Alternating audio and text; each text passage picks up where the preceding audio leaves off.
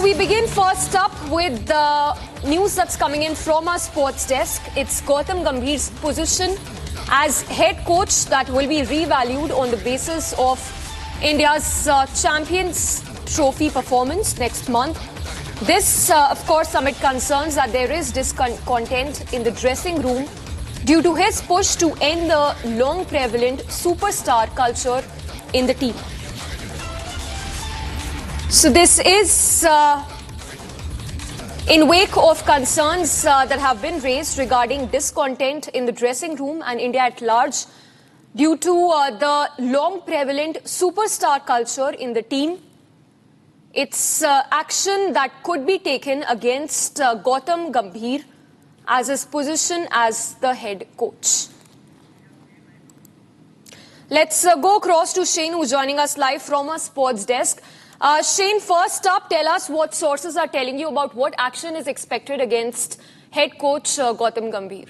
Well, the truth is that Gautam Gambhir's position has been a little bit under threat ever since the 3-1 series loss to Australia. Now, obviously, there was a BCCI meeting that had taken place to review things. And now what we're getting to hear, Samiksha, is that Gambhir's job will really be dependent on how it is that India perform in the ICC Champions Trophy. And by how they perform, I would mean that they would have to win the Champions Trophy for his position to be safe as things stand. There has been a lot of talks about dressing room unrest and a rift with Rohit Sharma and, of course, even Ajit Agarkar, who's the chairman of selectors. So things not really rosy for Gambhir right now. And all right, Shane, I'll have to interrupt you there. We are being joined by former cricketer Kirti Azad joining us on the phone line. Mr. Azad, your first response.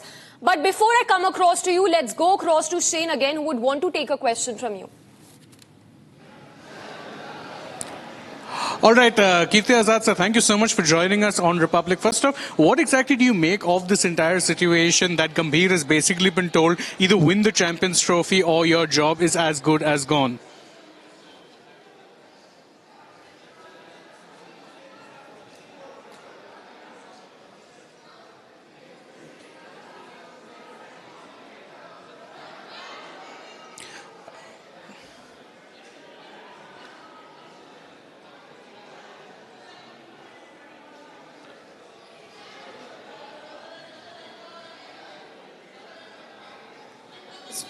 We are trying to get a hold of Kirti Azad as things stand. We'll try and get back to him as and when we can. But now getting back to the controversy at hand, Samiksha, Gambhir has basically been told that you need to win the Champions Trophy in order to save your job. And the key reason for that, of course, is that he has been having a bit of a falling out with the dressing room, or so we're told, over his push to end what is essentially known as the superstar culture that has dominated the Indian cricket team. Now, obviously, Indian cricketers are larger-than-life characters and adored by the public at home. But the fact of the matter is they are still sports people. But what has happened a lot in recent times is that a lot of these players have been used to getting more perks and superstar treatment even within the team. That is something that Gambhir has been trying to cut down on. But truth be told, it hasn't been going very well. It hasn't won him a lot of friends in the dressing room. And there is plenty of talk about potentially something, going down when it comes to this matter. Now, obviously, this is a very not ideal situation for the Indian team. There's about a month to go for the next major tournament, that is the ICC Champions Trophy, and you'd want that the team are focused on. And we are getting across to Kirti Azad again, sir. I hope you can hear us. I just wanted to ask, what exactly do you think of this, ultimatum that has been issued to Gautam Gambhir, where he's been told win the Champions Trophy or lose your job?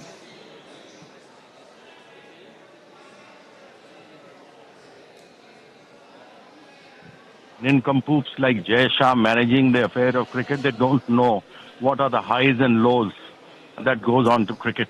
You won the Champions Trophy, everything was fine. Nobody bothered about the families that are traveling with the team. Now that you have lost, you started finding excuses to just nail somebody, X, Y, Z. So it's a game of cricket, it's technicality, it's not nincompoops. It's a game where you need a lot of skill. And here who are managing are skillless, mindless, and don't know what cricket is all about. All right, so are you saying that the way the BCCI are going about dealing with this is something that is questionable or wrong? Is there something else that they should be doing? There should be one set of rules. Why do they keep changing after series? When we won the World Cup last year, not very recently actually. What about when the families, mothers and fathers and parents and children and wives, everybody was there? Then nothing happened. Now they're finding that the family cannot be together. Why don't they just have one set of rules? And that's about it. The way Australia has it, England has it, regarding family traveling with you or not. And you can't be judgmental on every single series. And it's just because you have nincompoops like Jay Shah. Now he's managing BCCI. How do you think cricket is going to run in India? Ridiculous. Are you implying, sir, that this entire issue has been mismanaged and this seems to be more of a knee-jerk reaction than actually something concrete? It is knee-jerk. What else it is? You think you're going to win every game? You think this is a game of cricket? This is not managing EVMs. When you play a game of cricket, the ball that should be hit for a six gets your wicket. The ball that should take your wicket gets hit for a six. Cricket is a game of glorious uncertainties. You should enjoy the game. And now with the T20 that has come in, I don't have anything against it. Okay. You want a result, you want to win every day. What the hell is this? Absolutely, sir. But just one more question, really. Do you think that the senior cricketers have been given too long a rope in this particular instance? Oh, well, it's very easy for all of us to speak. When you go through the grills, when you're playing the same balls which are being hit into the covers for boundary by Virat Kohli and Rohit Sharma, nobody questioned, nobody said that why they're hitting it from outside the off stump. Now that they have a bad patch, everybody's asking them questions. Go on to the field yourself and see. I've been through that grilling. I know that. In 1983, we were given no chance that we won't win the World Cup. We also didn't have the confidence in us. But then after the first victory, it developed, and we won. I mean, these idiots, nincompoops, they're managing BCCI, don't know see a shit about cricket. And they're telling that we're going to give ultimatum to Gautam Gambhir. What rubbish. So do you also think that there's far too much, let's say, dressing room politics that is now spilling out into the open, and that's not good really for the team? It's all rubbish, dressing room politics. People are there to play cricket, not to do politics in the dressing room. Tell me which instance. Tell me a single player who's come out and talked about it. Yes. Rubbish, all rubbish that comes out. These BCCI guys leak these things because they don't know anything about cricket. So they want to just simply shift the blame onto the players and hence talk about the problems in the dressing room. Has any player talked about it? Well, I just wanted to ask, furthermore, do you think that we're focusing on the wrong things here? All this talks, all the negativity, do you think that the focus should be elsewhere? The focus should be on cricket. I mean, the kind of cricket that we play, the kind of money that everybody earns in cricket, we never earned it. We played for the pride. People now earn money, that is very good. At least their families are secure. And you find these board members going with their families, traveling in first class and business class, staying in 5-star hotels and questioning the players. Okay. Yeah. Okay. All right, thank you very much, Mr. Azad, for this. We'll stay with you in this, but right now we're cutting over to former Indian cricketer Atul Wassan, who's also joining us live on air at this very moment. Sir, thank you so much for joining us today on Republic TV. Just first off, what exactly do you think is leading to these ultimatums being issued, and do you think it'll actually help the team or hinder them? Yeah, I think, that there has to be some kind of accountability. I believe that no matter what is happening, I don't want to go into the politics. I was listening to Kirti Bhaiya, and that is another thing. But I think some kind of accountability has to be there because the culture of the team, the big superstars, just picking and choosing games, deciding when to go, where to live, who to live with, the manager also going in the team. So that kind of thing cannot survive. And I think it is not the reason we lost, by the way. I'm just telling you. These are just kind of some kind of tweaking which the board is hoping that this might just bring a culture of team back into the Indian cricket, because it is lucky because there are two huge stars in the team. Everybody, even a guy who's just made the team, who has not even played much cricket, is a huge star because of the money he's made, because of the kind of popularity he's got because of IPL. So everybody is a star in their own right. But then when the big stars start to say, okay, I will not go to Zimbabwe, I've got personal problems, I will sit out of this match. I mean, this kind of thing you cannot stop. Once it starts going, everybody pushes the envelope. Then okay, I'm and then if they say that okay, your wives and girlfriends can only join you for a certain part of the team, so be it. What is the big deal? Why not? If on the exterior it can instill a kind of a culture in the team, why not? I mean, big superstars also, football teams also do it. Mega stars also have to number with the teams, ethos and all that. And I think if they're saying that, yeah, of course, accountability has to be there with the coaching staff also. Because Gautam has got his own the team which he wanted. And look at this: 3 test matches against New Zealand at home. Nobody ever thought nobody's talking about that. We're just talking about Australia because everybody thought WTC पहुंच जाएंगे and we are the champions and we'll beat Australia. I mean, you lost 3-0 to New Zealand in India against their spinners. This is a bigger shock. So I think you have to analyze, and then how long this is going to go on. We lost to Sri Lanka first time bilateral series. So ever since this team management has come, if you see the results, either you put it on blame the players. Of course, the players are part of it.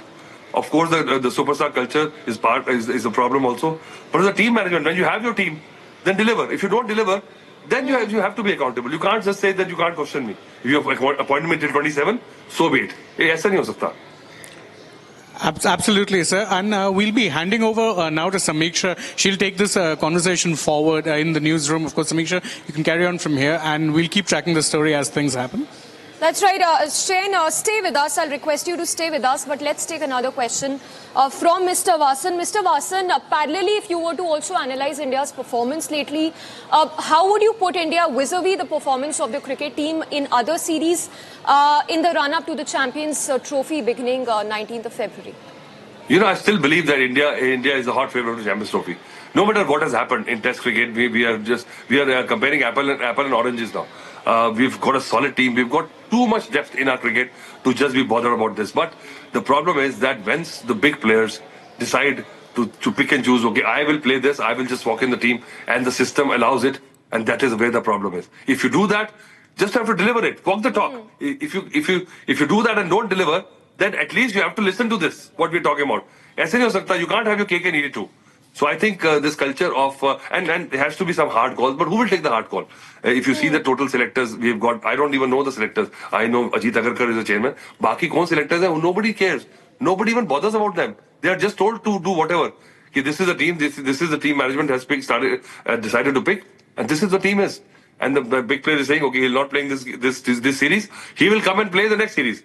Everybody's okay with this. I mean, what is happening, So this is when you keep on allowing this, and then this is what will come out. But Champions Trophy, I think, is another kettle of fish altogether. Our team is superb, and I think Rohit and all, even Virat, they'll be an essential part of our push towards winning the trophy, and I'm sure that they will deliver there.